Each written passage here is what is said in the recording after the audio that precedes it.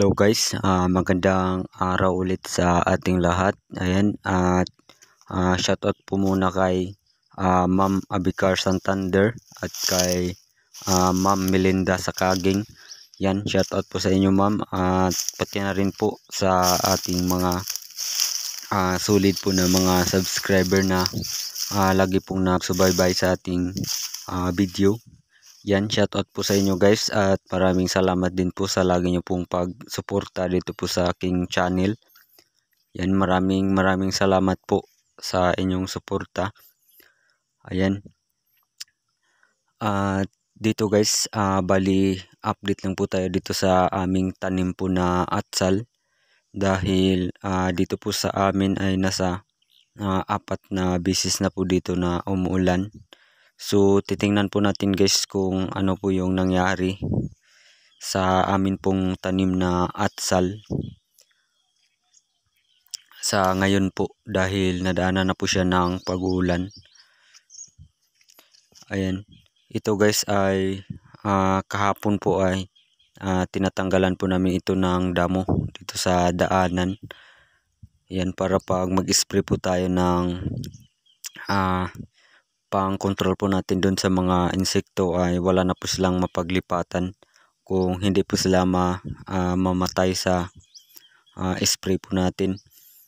Ayan, kaya kung makikita nyo po guys ay yan, malinis po yung daanan dito sa gitna. So kung makikita nyo rin po sa baba guys ay hindi rin po namin yan tinutuloy yung pagbunot namin sa aming atsal dyan sa baba.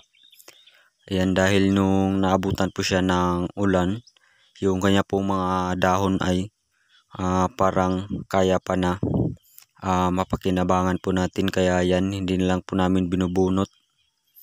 Inaalagaan na rin po namin yan guys.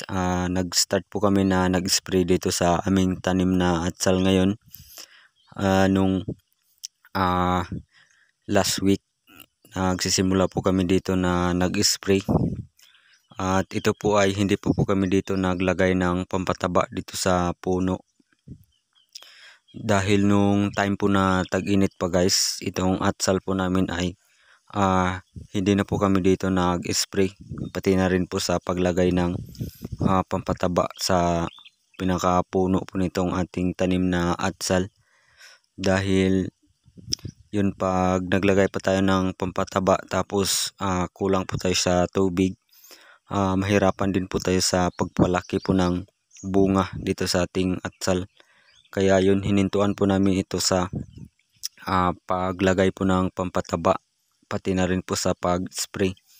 Kaya ngayon po guys, dahil naabutan na po siya ng ulan at ganito na po siya, ay magsisimula na rin po kami dito na mag-spray, pati na rin po sa paglagay po ng pampataba dito sa puno, pati na rin po dun sa baba. Yan, dahil yung presyo po ng atsal ngayon guys ay medyo nagsimula na po siya na umaakyat. Baka mabawi pa natin yung gastos natin. Yan, dahil dito guys, itong single row po namin, hindi pa po kami dito nakabawi na aming gastos maliban dun sa baba. Dahil yung nandun po sa baba guys ay nakatama po yun ng 100 plus per kilo. Pero itong dito sa single row po namin ay nasa 55 per kilo pa lang po yung bili nung buyer po namin nung time po na nag-harvest pa po kami dito. Kaya yun, hindi pa natin nabawi lahat ng ating gastos dito. Yung kanya pong first fruiting ay naubos na po sa pag-harvest. At sa ngayon po ito ay nagsimula na po siya na magkaroon po ng bunga. Ito po yung second fruiting itong aming tanim po na atsal. Sana nga po ay patuloy po na tumataas yung presyo. Ayan, kung mapapansin nyo po guys, yan, marami po yung kanyang bulaklak. Compare po dun sa mainit pa po, wala po tayo dito makikitang bulaklak. Pero sa ngayon po dahil medyo basa na po yung lupa, ayan, nagkakaroon na po siya ng bulaklak at maliliit na bunga. Ayan, malaking tulong talaga yung ulan guys dito sa ating tanim. Yan, kung hindi po sana dito umulan, wala po sana itong mga bulaklak at saka maliit na bunga sa ngayon. Yan, marami po yung kanyang bunga guys. Ito po, yung pagkabit po namin dito ng trellis guys ay isang bisis pa po. Ayan, kung makikita nyo po dito sa daanan namin, medyo meron po mga sanga po na nakaharang dito sa daanan. Yan, dahil hindi pa po kami dito naglagay ng pangalawang trellis. Dahil nung tag-init pa guys ay parang nanghihina po kami dito sa pag-aalaga po namin dito sa aming atsal, dahil yung kanya pong bunga ay mahirap na po yung palakihin. Kaya yun, hindi po namin tinalian. So ito guys ay meron po kami ditong insekto po na kailangan po na gamutin dito sa aming atsal. At nakapag-spray na po kami dito guys last week ng pang-control po sa ganong mga insekto. At hinihintay lang po namin guys yung interval dun sa una pong ini-spray namin. Tapos pag pwede na po na mag-spray, pagkatapos namin dito na mag-spray guys na pang-control po ng mites, dahil yung nandito po sa aming tanim ay yung mites na mga insekto, mahirap po yun pag hindi po natin yan na kukontrol kaagad. Kaya ito po hindi po namin tinalian kaagad para pa mag-spray po tayo matamaan po natin yung ilalim ng dahon. Dahil yung mga mites po guys ay kadalasan po ay nasa ilalim po ng dahon. Pag tinalian po namin ito kaagad, maaari po na hindi na po natin matamaan sa pag-spray po natin yung ibang dahon, yung ilalim po ng dahon.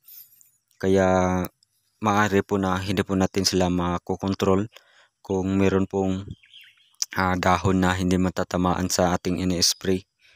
Yan, kaya yan, marami pong sanga na nakaharang dito guys. Siguro po mga next week po nito ay tatalian na po namin ito para hindi na po tayo mahirapan sa pag-spray at pati na rin po sa paglagay ng pampataba. Ayan, isang beses pa lang po itong nalagyan ng trellis.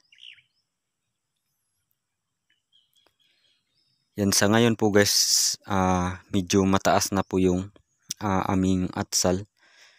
Hindi po kagaya nung mainit pa na halos hindi po lumalaki yung puno ng ating atsal. Pero sa ngayon po, ayan, kung makikita nyo po, naninilaw po yung kanyang mga talbos. Yan, at malinis na malinis pa po yung kanyang dahon guys. Yan.